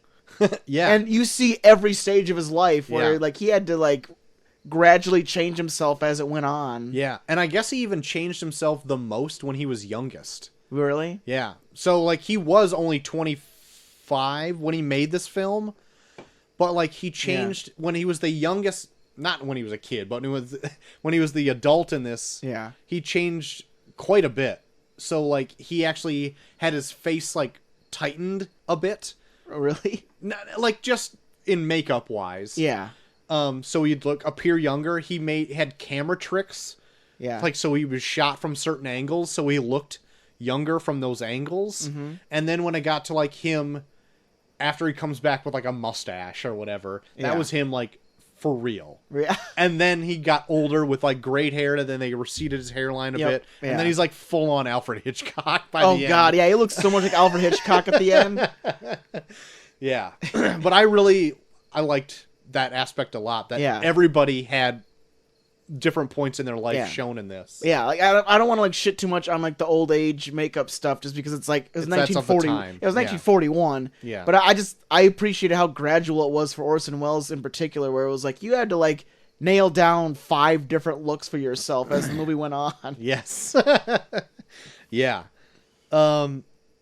They so this movie was, I guess, reportedly based on the life of William Randolph Hearst, Yeah. who was also like a newspaper mogul Yeah. who like controlled a lot of the media. Yeah. And when he heard that this movie was maybe based on him, he threw kind of a shit fit about it. Yeah. And because he owned the newspapers, he owns theaters, he owned like Yeah. a mine, like he pretty much did everything in this movie that Yeah. fucking Charles Kane did. Yeah. Charles Foster Kane. Charles Foster Kane. Like he had his own zoo. He had like his own like Shangri-La that wasn't called Xanadu. It was called God. something else. Yeah. Like it was him. Like he Yeah. took a lot of reference from him. Mm-hmm. And so when he saw that but like there's not really a huge dig at him No. in the movie. No. More than less than like he'll just die alone, Yeah. unhappy. They're like that's not really making a huge dig at him so much as like this is what a lifestyle of this could lead to. Yeah. But even then he's like, I don't want this shown in any theater. If you play it, we're not going to advertise this movie in any newspaper. Yeah. He tried to have all the copies destroyed, I think, too. Yeah, the original copy of this I don't think exists. No, yeah. 'Cause he tried to destroy all the copies of it to make sure that no one saw it. Yeah. The original reel of this did burn in a fire. Yeah. But like there's a backup obviously copy made or whatever. Yeah. So like with that all that no press Yeah. for it, nobody went to see it. Yeah. And so that's why it has such a bomb box office. Uh-huh. Even though like it did go up for like 9 Academy Awards. Yeah. I think it took away 1 for best screenplay. Yeah. But it was funny note that I read is that at the Academy Awards, every nomination that it got audible boos from the crowd. So like God. this movie had like a ton of shit going against it. Yep. Yeah. And it still persevered to be like the #1 movie of all time. Number 1 movie of all time, AFI, 2007. Anyway, I've been going on forever. Do you got Yeah. anything about this? Well, like, yeah, like all the facts about it are really interesting, but like I think the thing I appreciate the most about this is just like they took like a character that should be like normally like reviled, like a billionaire that controls everything, and they frame it in a way where like you almost kind of feel sorry for him. Like Yeah. I think Orson Welles' portrayal in this is really good. Like I think like it needed like the right performance to make this work. Mm-hmm. Like if it was anyone else, like they could easily have like some kind of nuance where it was just like, man, fuck this guy. Yeah. And like even though he does have like his really shady moments in this, I was never on the point of being like fuck him completely. Yeah, only in his old age I kind of was. Like when he had his second wife and kind of like kept her at home and like didn't let her do anything. Yeah. So like, yeah, this guy's kind of a fuckwad. Yeah. But like during his younger life, like he did kind of grow up and fell into money. Yeah. And so I'm like, well, he kind of did whatever anybody would kind of do, is just kind of invest himself into whatever he finds interesting. Mm-hmm. And at the time he's like, I just want to buy a newspaper. Yeah. And everyone scoffed at him. Yeah. Like even like, yeah, like that, all those scenes where like he's owning the newspaper and running it, like he seems so full of ambition. Like, you know, Yeah. it's almost kind of infectious. Yeah. Like you're just like, I really want him to do this newspaper. Yeah. Like he Even though seems so into it. I was on the fence of what like their main goal was, Yeah. because now with like all that fake news and shit out there, like in the present day, Yeah. that's kind of like what he was trying to do. Well, no, well, I took it as like, I think the main message of this movie is like he had the right intentions of putting out news, but it wasn't until he became a public figure was when you become the news, then you have no right to distribute the news. I took it a little bit different, because the guy that he bought the newspaper firm from, Yeah. he even said like, well, we would never publish that because it's not verified. That's not real. It's not real news. Like, Yeah. and and he was like, it's real if we print it. If the headline's big enough, it's real. And it's like, oh shit. Was that before he ran for president though? Yes. Okay. That was like as he was like moving into the newspaper print. Okay. You know what I mean? Like I think a lot of him is like, I don't know, like the main thing, like the thing of Charles Foster Kane is like, I think you're seeing it from the perspective of a man that is trying to do the right thing, but he has no human empathy. Yeah, kind of. Cause like, there's so many times in this where I do genuinely feel like he wants to do the right thing. When he was running for governor, Yeah. and that speech that he had, I was like, I'm behind him on this. Yeah. But everything he does is not for the right reasons. Right. Like even that, I love like that part where he wants to put that mission statement out for the paper, but he phrases it as, I want to do this. Yeah. Where it's like, well, like even like his friend is like, well, oh, so we're just chopped liver here. We're not doing anything. You're doing it all. Yeah. Like he genuinely wants to do the right thing, but he wants to do it in the sense that he wants to make sure that people know that he's doing it. Yeah, I took that in two different ways, is that his like ego was getting ahead of him. Yeah. And then I also took it as like, no, if the paper fails, then I failed because it's my name on it and I want to have this happen. I'm like, Yeah. I don't know what is really going on there. So I was like, oh, that's kind of interesting that you'd say like I did it. And Yeah. the fact that he kept that scrap of paper that ends up at the end of like a scroll that he opens out of this envelope. Yeah. But as the movie goes on, I think it's mostly based on the fact that he just wants to be like loved by people. Yeah, or to just find something to fill the hole in his life, Yeah. more or less. Cause, well, like the movie starts, or like his life starts, where like his mom pretty much sells him to a fucking media mogul. Yeah, Like she's just like, hey, just fucking take him. right. Like you'll do more than I can. I just live out in this fucking cabin or whatever. So like, he pretty much gets sold to a guy yeah, that's like his guardian that just like pretty much just sends him to boarding school and shit. yep, So like, yeah, so that's why I was taking that where like, when he gets out and he buys that paper and just starts talking shit about the guy that raised him from childhood, where Yeah. the guy was like, what the fuck? Like, I raised you as a kid and now you're shitting all over me and my companies. Whereas like, you can see that he was like he probably went to college and was like surrounded by all these like people that are like, fuck the man, like they're trying to keep us down, and he's like, yeah, fuck them, I'm gonna get a paper and like really spread your word. Like I feel like he's very easily manipulated by the people around him. See, I don't know. He seems pretty cocksure of himself, though. Yeah, but I think that's from his like training from like the guy that like took him on. That like he's when he sets his mind to something, he's very sure of himself, but when he doesn't, then he lets the people around him and like just like the idea of I want them to love and respect me, he lets that cloud his judgment. Yeah. And well, as he gets older in life too, and as he's been like burned many times, like the time he like ran for governor, and around that time, Yeah. like he's married to his first wife, which is like the president's the president's cousin or something. President's niece or cousin. I think it's the president's niece. I was like, oh shit, he's got kind of everything going for him. They're a loving couple. They already have a son. Yeah. And then he like meets this woman out of nowhere on the side of the road. Yeah. Goes home with her. Not romantically so much. Yeah, I don't think they ever really show them like sleeping together.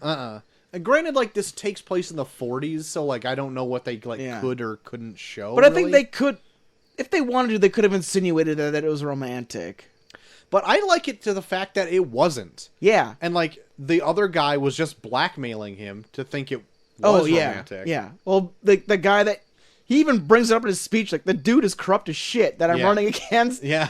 So like, yeah, I'm gonna get him out of office so you don't have to deal with this corruption. And then of course he does something corrupt to try and get him to drop out of the race. Yep. And it works. Yeah. Well, it doesn't drop out, but he loses the election. Yeah, right. But so I really like that where he ends up sending a note to his actual wife to go to this address and see a dress of this woman he met on the street, which ends up being his second wife. Yeah. After like his wife leaves him, wife and son leaves him, and they die in a car Yeah, they die in a accident. car accident. Which you find out before that. Yeah. In something. The movie is kind of it framed in a way where it's kind of interesting, where like you pretty much are, the whole movie's spoiled for you in like the first like 10 or 15 minutes, because they not only do they show him die, but then they have like a newsreel of his entire life. Oh my god, right that went on it. forever. It did, but like I appreciate it for this movie because the newsreel is so bare bones with information, and then you get the nuances of all the stories that you kind of saw in that newsreel.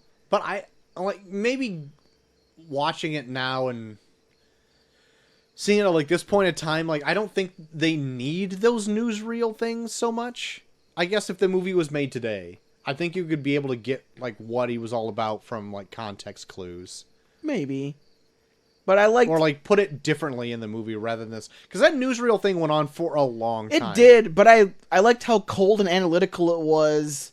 Where it was like, yeah, and then he fucked this one chick, right? And then he got a new wife, right? Where it's like, it's so easy, like especially nowadays when you get like these like in remembrance reels on like news things where they talk about a celebrity, where everything is just so cookie cutter and like they did this and they did this and they did this and they did this, where you don't see why or how they did that. Yeah. Like you're just kind of told what happened in their life and then now they're dead. Yep. And then like the only reason they're really looking more into it is because it's like, oh, well, let's see what Rosebud means. Mm-hmm. And then just through that, now he's learning why all this shit happened. Like, why did he leave his wife for someone else? And like, why did all of his newspapers fail and all this shit? Like, I don't know. I thought that was interesting where like it's so easy to see someone's story laid out as a newsreel where it's just the cold hard facts, and then it's another thing to see in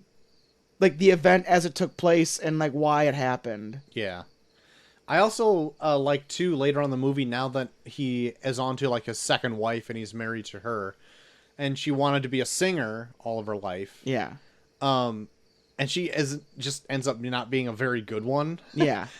And like how that kind of like had him as a downward spiral to the rest of his life. That kind of like coincides like Yeah, Like, she's not really a good singer, and then he doesn't really have a great like second chunk of his life either. Yeah, well, like he destroys the credibility of his paper because all of his front page headlines are about how amazing of a singer she is. Mm-hmm. And it's just like everyone else is just like fucking hell, man. Yeah. And then like his best friend like is like a total drunkard and they haven't spoken in years. But the one review he's writing is a negative one. Yeah. And then Orson Welles. What the fuck? What happened? No, it's fine. It just Oh. something popped up. Oh. And then he falls asleep at his typewriter. And then friggin' Kane comes over, takes a takes a piece of paper out of the typewriter and continues just typing a negative review. Yeah. Which I found it like kind of like a cool scene that he like would just finish it and almost like kind of vent almost a little bit. Yeah. And I like that aspect, but I also found it very weird that he would just do that just to prove to his friend that he's like an honest guy. Yeah. But like at the same time I was like more or less he'd just be like venting all of his frustrations into his wife that he knows isn't good, but he keeps pumping everybody up to say that she is. Yeah. To support her. Yeah, I like that. Yeah, Charles Foster Kane, I think out of all the movies that we've done out of the AFI Top 100, I think he's the most interesting character out of all the movies we've done. Because it's just, I don't know, like he's just the like... most eccentric for sure. Yeah, eccentric, but like in the terms of like, I just think he's a guy that wants so much to just be like this beloved person, but yet like just the things that he tries never work out, and he just becomes so desperate to the point where he like almost destroys his credibility. Yeah. And I don't even think even saying things don't work out for him so much. Just like a few big things don't. But I just wanted to say this before I forgot about it, but there's like an awesome line in it where this guy was like, you lost $1 million like for this newspaper. Yeah. You'll probably lose $1 million next year too. Yeah. And then he comes back and he's like, Yep. and then I'll probably lose $1 million after that. Yeah. Good thing it'll take 60 years Yeah, for me to if I lose $1 million every year, it'll take 60 years for me to be broke. And the old guy is just like, ah, shit. Yeah. He's just like, fuck, I can't win. Yeah. Because he's not going to back down. Yeah. But I think he's just interesting based on the fact that, like, he's not likable, but, like, I found myself feeling sorry for him just because I think he's just incapable of, like, knowing how people work. Like, a lot of me feels like he looks at even human relationships as, like, this just tangible thing. Like, even down to where, like, he's like, collecting statues. Like, it's more people to populate his Xanadu. Like, he can't win people over, so now he's just going to populate it with people made of stone, because that's the only way that he can surround himself with people that he can control. Yeah. But that's interesting. But because, like, if you look at him from his younger years, like, he had a ton of influence and a ton of friends. Yeah. And all that shit. And, like, granted, most of them were probably yes men because he's, like, a fucking billionaire Oh, at this totally. point or whatever. Totally. But, like, even saying that, like, he had a ton of people behind him. He usually had a smile on his face. He's, like, still happy-go-lucky. Yeah. Trying to make something for himself. And then once he does have, like, this palace that he's trying to build for his second wife, Yeah. then they end up just being shut-ins and just Yeah. trying to fill it with anything else that fills a void. Mm-hmm. And, like, when it comes to the very end, when you just see it just full of shit and crates, Yeah. it's like, holy shit. But then again, like, he's probably one of the richest men in the world at this point, so you're just gonna fill it with anything to, like, Yeah. Pretty like, much. plug a hole, like an emotional void in your life. Yeah. Like, I don't know. I just ended up feeling sorry for him. I don't know. It's hard for me to feel bad for, like, a billionaire. Yeah, but it's like I think this movie, and especially, it just points out that money can't buy you happiness in any way. And, like, I think, like, the one thing that he had the most of, he cared the less about. Like, yeah, he used money, but he had money in the way that he was trying to buy something that he always failed at trying to get, which was like the affection of the people around him. Yeah.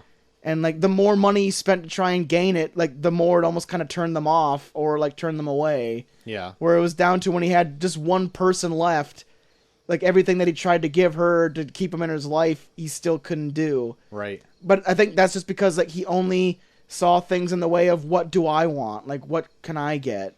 Like I just think like he's not capable of human empathy, like knowing what people want. Yeah. Like the thing that really drives his second wife away is him saying, just think about what this is going to do to me. Yeah. Where it was like it's not, this point is not about you. She's leaving. Yeah. You're not leaving. Yeah. But then he still made it about him because I don't think he's capable of thinking about anything but him. Which, I mean, it's a shitty, like that qualifies someone as being a shitty person. But Orson Welles does a really good job of portraying it as like more of like a mental illness as opposed to like just being a shitty person. Because he never strikes me as being a shitty person. He strikes me as someone so desperate to be a person that has someone that he loves in his life that he goes to these great measures to where it almost drives them away completely. Yeah. Yeah, I don't know. I'm on the fence about that. I'll grab another beer and then you can explain how I'm wrong. Like, I don't think, he doesn't have any, like, he doesn't have, like, Asperger's or whatever, and he can't, like, feel, like, people's emotion, but I think being that he is of the elite, and he's so, like, disconnected on how, like, a real person actually thinks, he just has this, like, me sensibility, and the older he gets, the more worse it gets. Yeah. To the point where, like, the one last thing he does have is his wife that leaves him. And with that, I actually wanted to bring this up. So when she does leave, and he trashes that room, I thought it was laughable. Like, yeah, he's beating the shit out of everything. Like, he flips over everything in that room. Yeah. Literally everything in that room. Yeah. And I was like, I didn't feel like the raw emotion behind it, I guess. It looked to me like a Tommy Wiseau directed scene, and where he's just like going over to everything and just like turning it over and like flipping everything over.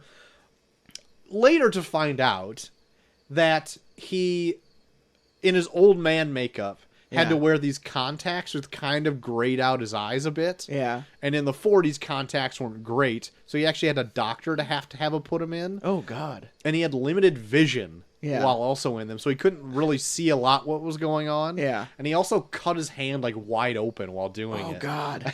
So, like, a full-on scene of this, where you can't even really see his eyes to begin with, it would have made so much better to see, like, a lot more raw, like, rage emotion that he's got nothing left anymore. Yeah. And I just kind of left, like, that could have been, like, better done, I guess. Maybe. In my eyes, it could have been better done, because I thought it was kind of laughable. But yeah. I don't know. Finding out more of a backstory to it, I'm like, okay, I get why it looks like the way it does.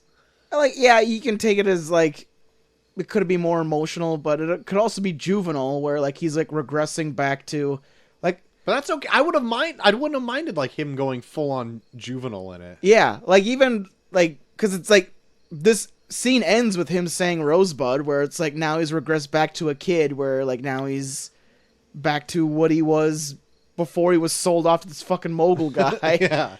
Yeah. Where I think that's where, like, the movie kind of ends, where it's, like, he's lost so much hope in people that now he only rests his laurels in, like, this object that he loved. Yeah. Which was, like, his sled as a kid. Yeah. That was also the first take of that whole thing, too. Yeah. Of him the whole trashing the... Yeah, they didn't want to set it back up, I I'm guess. sure. Yeah, I'm sure that'd be a bitch to set back up. But, I don't know, like... Yeah, it's such an interesting character because you can totally take him for face value as just being just a stuck-up, bratty guy that just wants his way, and when he doesn't get it his way, then he's just... Butthurt. he's just a shithead. Yeah. But I think the way Orson Welles plays it, it's almost like you're seeing how like he's incapable of thinking, of putting himself in another person's shoes. Like even down to where like his second wife, I think he genuinely does love her, but his way of loving her is to give her what he didn't have, which was like the love of everyone around him. Like this popularity. Like that's why he keeps pushing her, even down to where she's like, I don't want this anymore. And it's like, well, no, you do want it, because I want it. Yeah. So I'm gonna give it to you because you probably want it too. You're just not being truthful with me. Like I don't think he's capable of like knowing or even like thinking that people would want something different from what he wants. Yeah. I do agree that he does actually love her. But to the point where they just become complete like recluses. It's like he almost doesn't want her to leave, because then if she leaves, then he knows he has like nothing. Like leave as in like leave the house to go get groceries or something like that. Yeah. Like she just stays at home and does puzzles. Yeah. That's like what she does for the remainder of her like life with him. Yeah. But like he's happy there, so then he thinks that she's happy there. I think that's what his main idea is that like, well, no one will ever love me, so then I just don't need people. And if I don't need people, then she doesn't need people. Yeah. But when she's actually saying I need people, then he's like, well, no, you don't. You don't need people, because I don't need people. Yeah. I just think that's his whole thing. Like he's incapable of knowing what other people want, or even thinking about what other people want. Mm-hmm. Any other notes about this year movie here? Like another scene I really liked was like when the shitty governor guy like comes up to them and like is about to like give out the information that he's cheating on his wife or whatever, and like his wife is like even like, well, okay, we'll just drop out of the race, that's fine. But then it's like to him he almost kind of shuts down. Like that's like another thing that I like about this is like the first big thing in his life that goes wrong for him. And instead of like every other instance where like he kind of hits it head on and he's very like barrel chested and like, yes, I will hit this, I will come at this with like all this force or whatever, like he almost kind of regresses and just kind of like cowers back and is like, I'm just gonna stay here. Like he almost lets his wife go away, he lets the guy go away and give away this information to like fuck up his political career. He's like, no, I'm just gonna stay here with her. I don't like he almost like, that's why I that's what kind of gets me, where like I feel sorry for him, where he can't operate if anything's not going his way. But then when he sees something, then he darts right for it. Even when it, like things are like hitting him out of the way, it's like, no, I'm gonna keep going. You know what's weird about that is like, so word would have gotten out that maybe he like was having an affair with this quote singer. Yeah. I know they always say quote singer in like, even in like the papers they say quote singer. Yeah. But like he owns the papers. He owns like a ton of media. But there's other papers too. I know that, but he like owns like a huge vast majority of like a lot of worldwide press. Yeah. Or at least countrywide press. He could have spun that another way. Yeah. And but so, that was like, the thing though. Like that's what I liked about it, was that the guy said this art news is going to be spread in every single paper except yours. Oh yeah. So then it's like, oh, so this news story about this guy that's running for president who owns all the papers is out, but yet the only newspapers that aren't having it are his. Yeah. I wonder if this is true or not. Yeah. I also liked the big banner of him when he was running for governor. Fuck. It was such a funny picture. It looks like he's like in mid. He's like in the middle of saying a word or something. Yeah, like he's thinking about maybe smiling. Yeah, I thought it was great. But no, like another scene I really liked was there was like a scene where his second wife is singing and then people applaud, and he just sits back and kind of like soaks it in, like, oh, they're applauding for her. But then like it starts dying down, and then like it like dies down. Like I feel like the applause is like the general applause you usually get when you do something on stage. But then like he's starting to realize that like people are like stopping because they don't they. It's it not a was- standing ovation. Yeah, it's not a standing ovation. So then he stands up and starts clapping to try and get people to keep going. Yeah. But they still stop, so he's the only one there standing up clapping. Yeah. Where it was like that was like his desperation to get people to love her. Yeah. And Which I realized that Shia LaBeouf ripped off yeah. during that freaking Rob Cantor song Oh, or yeah. whatever, where Shia LaBeouf's gonna cannibalize you or whatever. Where he stands up and applauses. But that's another thing that I like about it. It's like he does these small things here and there where like you want to hate him, but then like he shows his desperation that almost makes him pathetic. That by the end you're just kind of sad for him. Again, I was never sad for him though. Like I get like he's kind of stuck in this life now that I guess he didn't necessarily initially want to have. Yeah. But like I still am not like ever sad for him so much. Yeah. I think they especially hammer that home just from the fact that he says Rosebud too, where he regresses back to when he was a kid. Yeah. The one like flight of happiness that he had Yeah. was like just him being a Yeah. carefree Like- kid. Yeah, like and then like the rest of his life was just him being pushed into something he never wanted, but trying to make the best of it. Yeah. Yeah, anything else about this movie?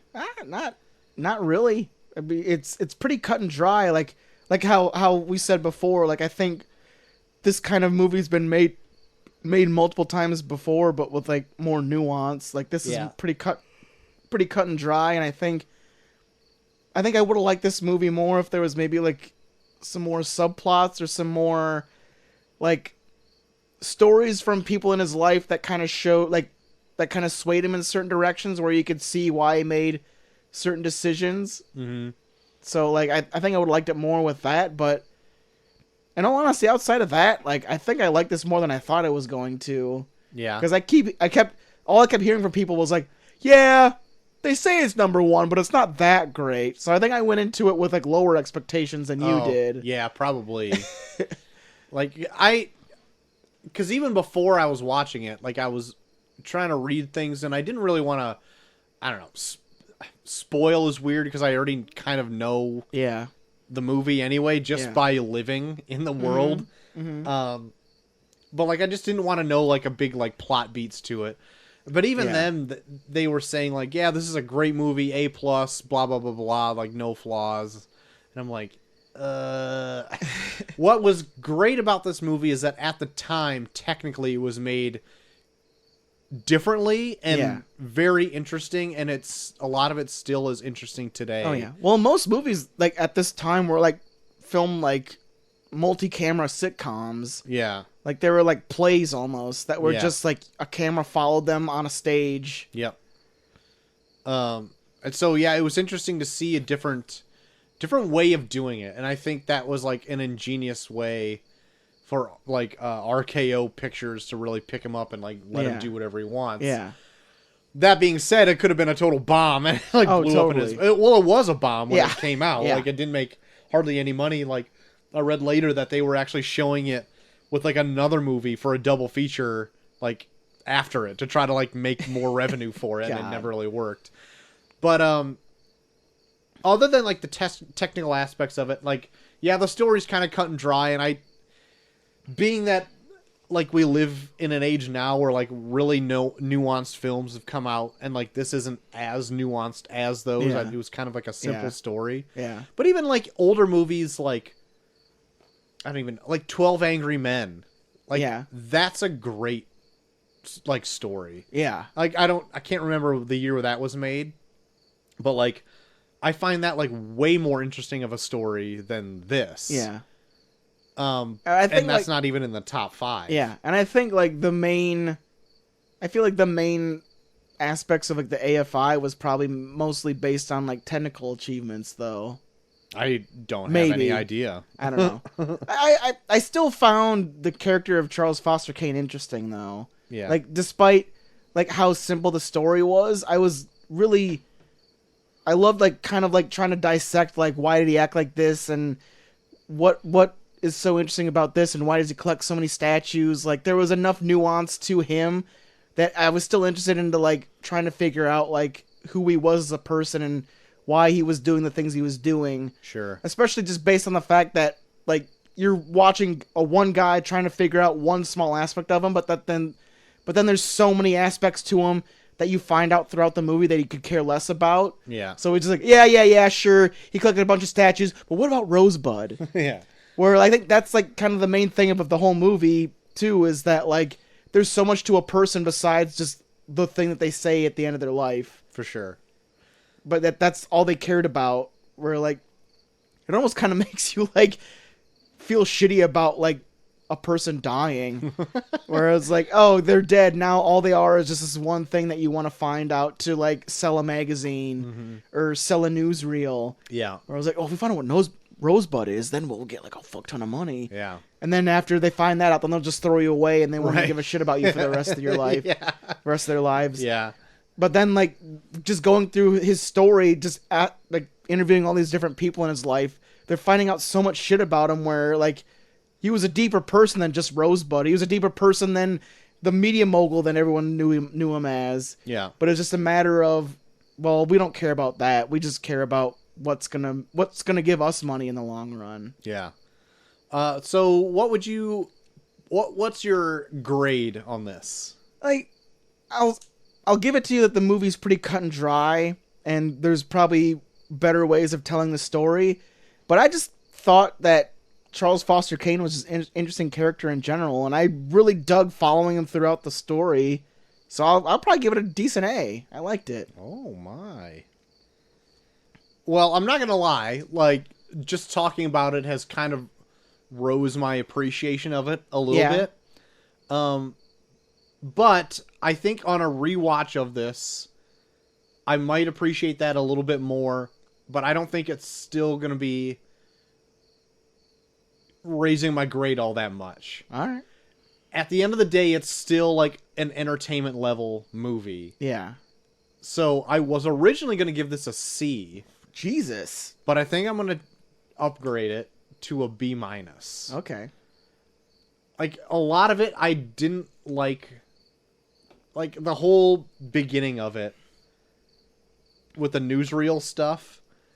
I'm just like, this is going on forever. And like even to the point where even C Danger was like, is this what the movie is? And then went and did something else.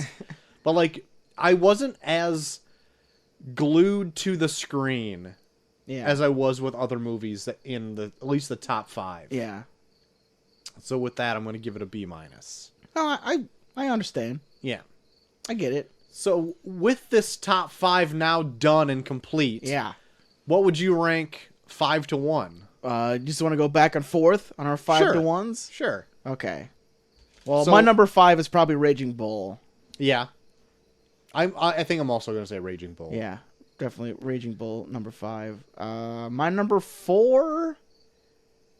I think my number 4, I'm probably going to give The Godfather. Okay. I'm writing these down as the Okay. same, just in case we want it for future reference. Yeah. So we got Raging Bull, Godfather, Singing in the Rain, Citizen Kane, and Casablanca. Casablanca. Number 4. I think I'm going to do The Godfather. Okay. Yeah. Yeah. And then my number 3 will be Citizen Kane. Yeah.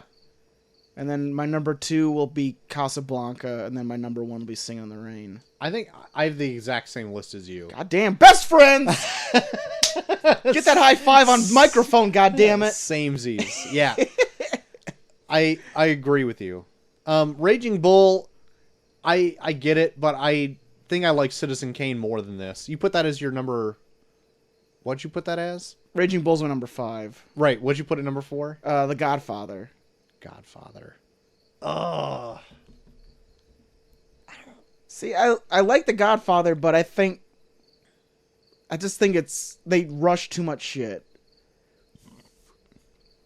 Okay. On a certain day, I could probably flip Citizen Kane and Godfather around. Yeah. Today, Citizen Kane takes the cake. But 3 and 4 I'd switch around depending on the day, Yeah. but I think Raging Bull would be my number 5.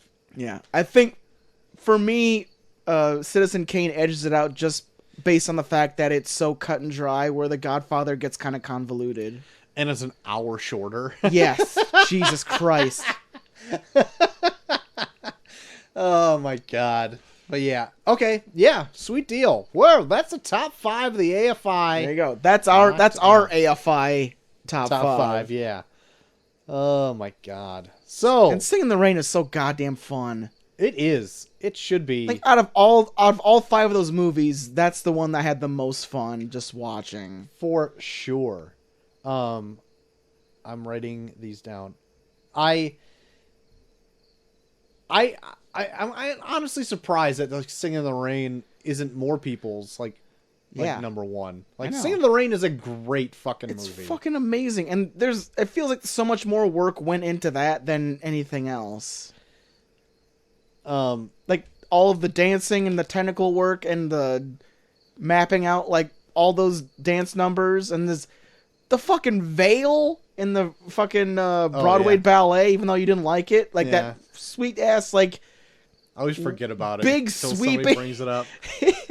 that big sweeping thing where like that chick has that enormous veil. Where I was like, that took a lot of work. And just like the story is interesting. Yeah. And it's funny still today. Yes, it's Like, fucking hilarious. It's a great movie. Yeah. Anyway, Long story short, go out there and watch Sing in the Rain. if anything, And then go listen see to Sing a in the review of it. Yeah, it's a great movie. It's great. God damn it. It's so good. great all around. I'm actually glad we went in and watched like these AFI top 5s. No. I'd be interested in watching like the top 10, to be honest. He will. Um, Next time, maybe the next kid you have will do 10 through 6. Why do you gotta put that on me?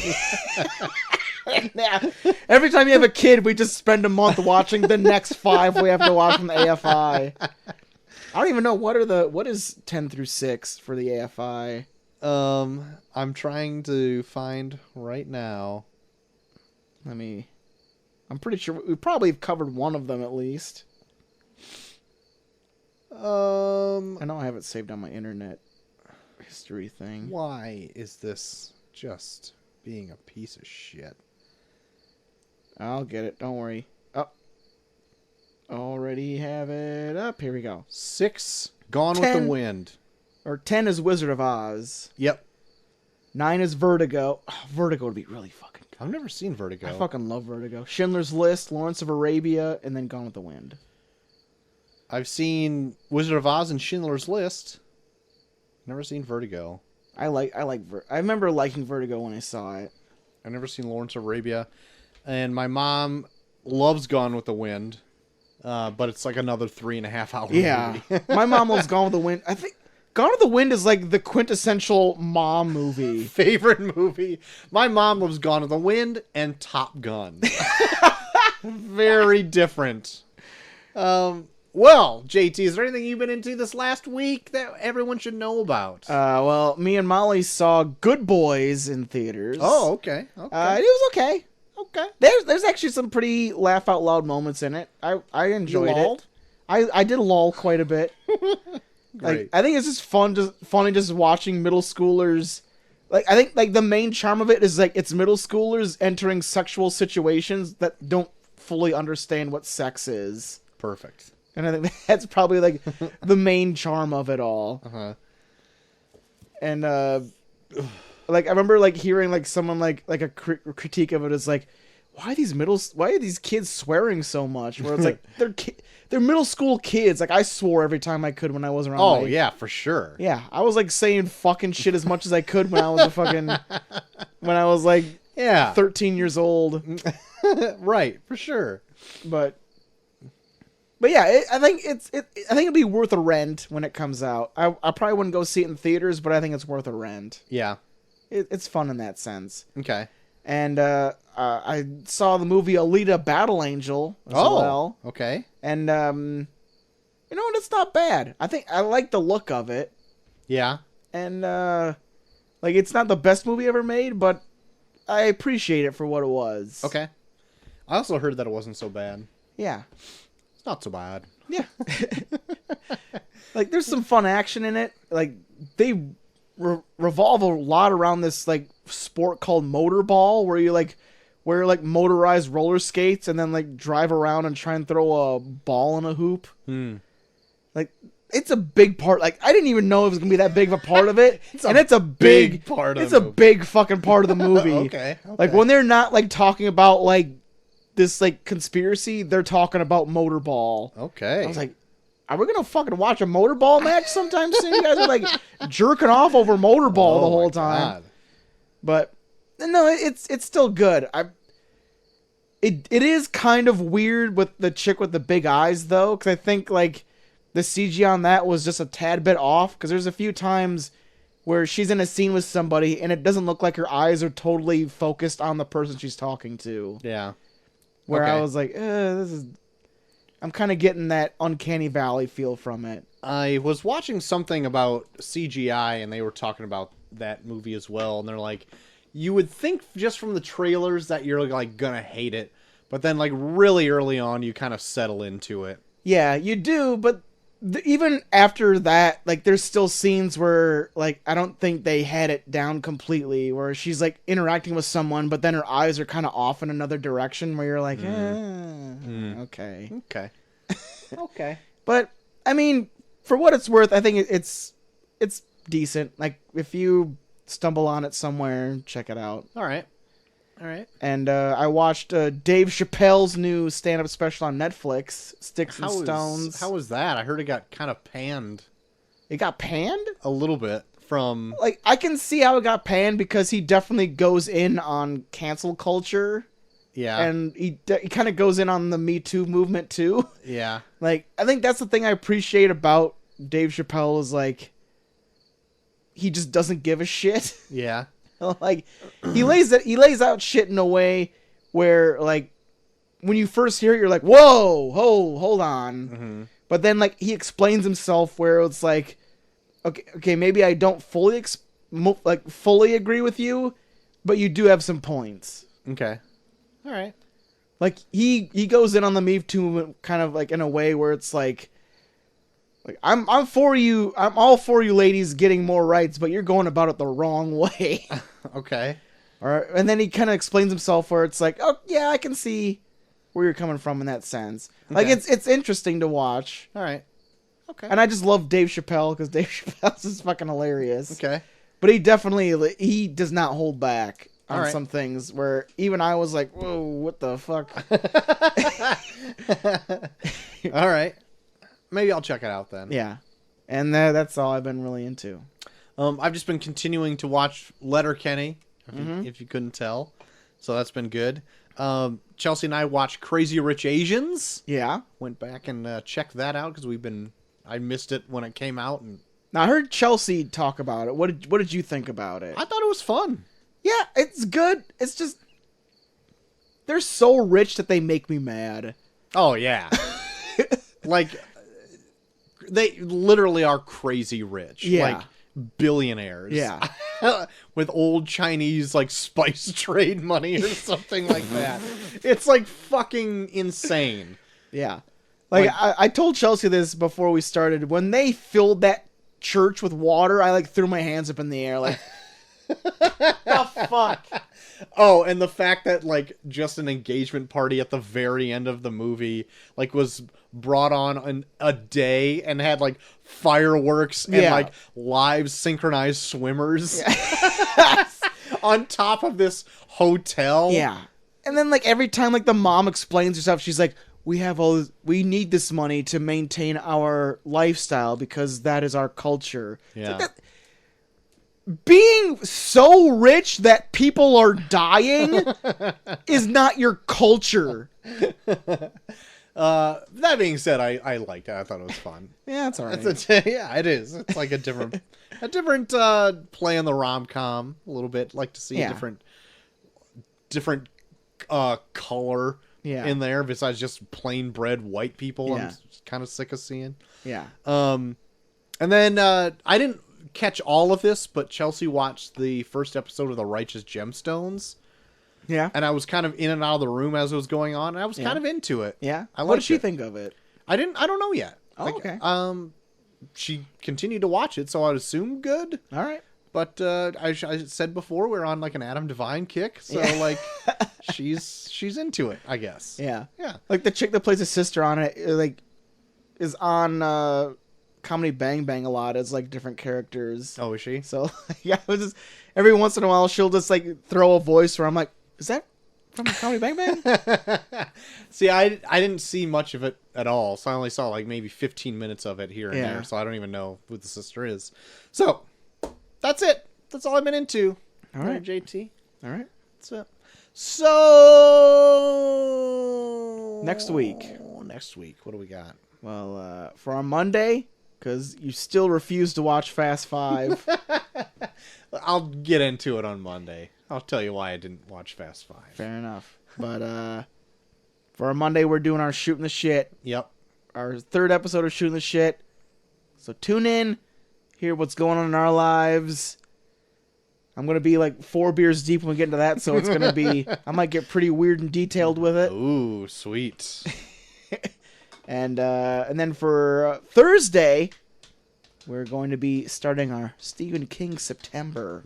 Spooky. Spooky. Just based mainly on happenstance because with It Chapter 2 coming out, which I don't even know if you're going to be able to go see. I don't know.